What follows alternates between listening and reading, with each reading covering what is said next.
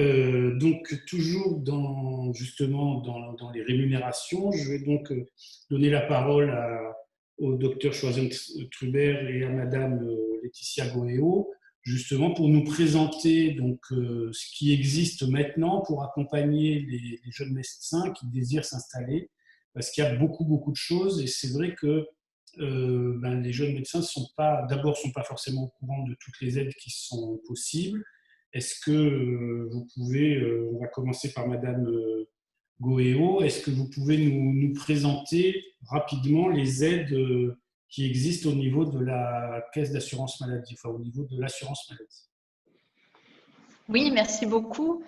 Donc, le travail qui a été mené dans le cadre des négociations conventionnelles a bien porté ses fruits ces derniers temps, et notamment avec un virage en 2016, puisque on en a parlé tout à l'heure, on a beaucoup investi sur l'exercice coordonné, et 2016, c'est aussi un tournant avec une revalorisation importante des revenus pour les médecins généralistes, et une réflexion globale autour de la démographie médicale. En 2016, donc, il y a 4 aides qui ont été créées sur le plan conventionnel pour aider à l'installation ou au maintien dans les zones déficitaires, donc sur la base des zonages qui sont publiés par l'ARS. Et côté assurance maladie, donc l'aide qui a retenu l'attention et qui est la plus connue, la plus souvent citée, c'est le CAIM, le contrat d'aide à l'installation des médecins. C'est une aide importante puisque c'est 50 000 € qui est prévu en 2 temps, avec un premier versement qui arrive assez vite et qui est vraiment là pour aider à l'installation de 25 000 €.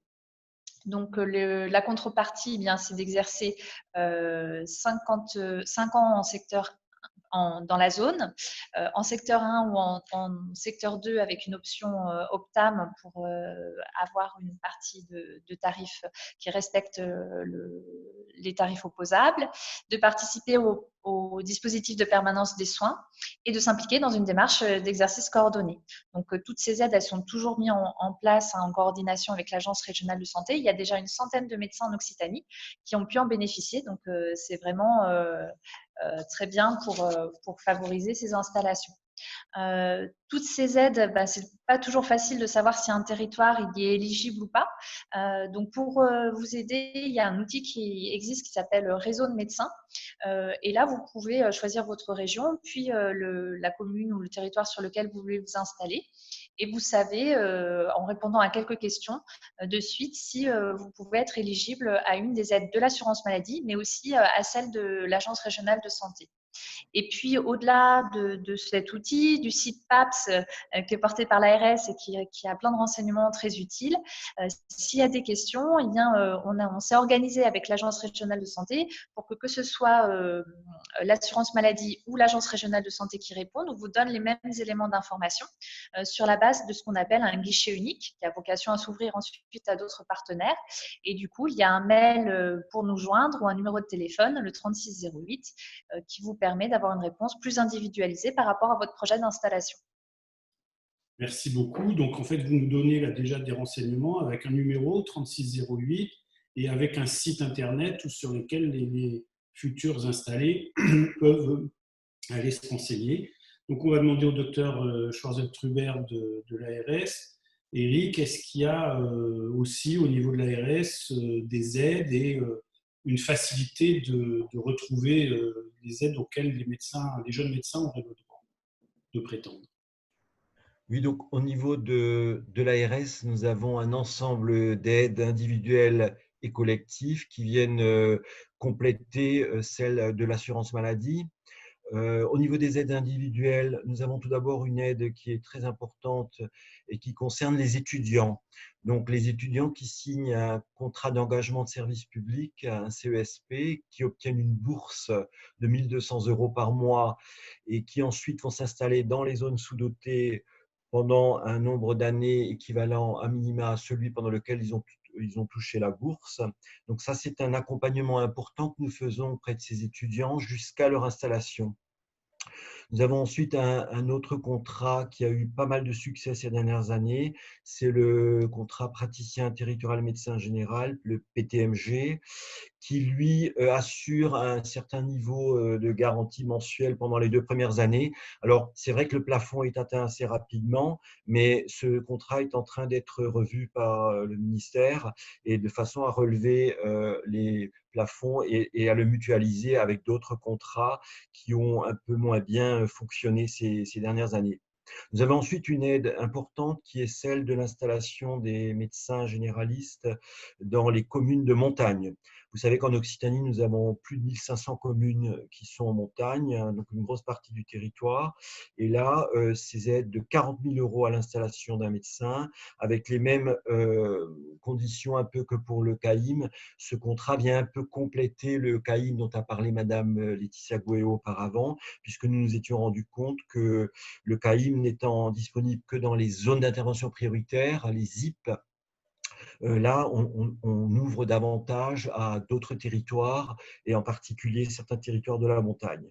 Nous avons ensuite des diverses aides également possibles, aussi bien au niveau des garanties de revenus que des cotisations de charges patronales pour les, vous savez, pour les postes partagés entre l'hôpital, la ville, que la partie ville ambulatoire ou salariée. Et puis ensuite, nous avons bien sûr, au niveau des aides collectives, là, un autre ensemble d'aides qui, lui, sont des aides qui sont essentiellement destinées donc aux équipes de soins primaires, l'engagement dans l'exercice coordonné, équipes de soins primaires, maisons de santé pluriprofessionnelles. On a passé d'ailleurs les 200 projets de santé validés, soutenus par l'agence au niveau des MSP. On a ensuite également des aides pour les centres de santé et des aides pour les CPTS. Donc là, on est dans l'aide globale des dispositifs d'exercice coordonné. Et donc là, on finance essentiellement de l'ingénierie, de la coordination, on finance les formations des coordonnateurs, par exemple, des maisons de santé. Et puis, on finance aussi des actions de santé publique dans certains dispositifs. Voilà un peu très résumé l'ensemble de ces aides. Comme l'a bien dit Madame Gouéo, le guichet unique que nous avons mis en place avec l'assurance maladie, le PAPS, et donc l'ancien référent installation qui existait déjà depuis quelques années est basculé automatiquement sur le guichet unique. Et d'ailleurs, pour vous donner un exemple, ce matin, nous avons déjà eu 3 demandes de renseignements, puisque ce référent et ce guichet unique concerne pas seulement les médecins, mais tous les professionnels de santé. Donc, c'est un dispositif qui est très utilisé par l'ensemble des professionnels de santé en France.